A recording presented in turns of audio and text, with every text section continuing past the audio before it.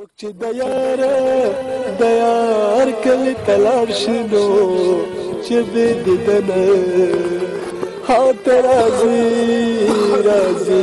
نو مرد شي منګ مرکونډه کرل ندینو جانان زمونږ کلی تولې خولې ناراضي نه کپ شیبو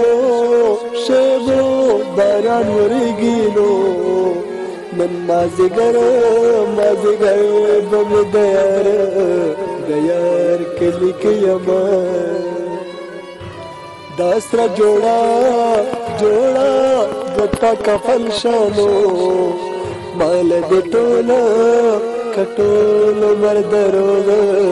دروغ ویل دي نه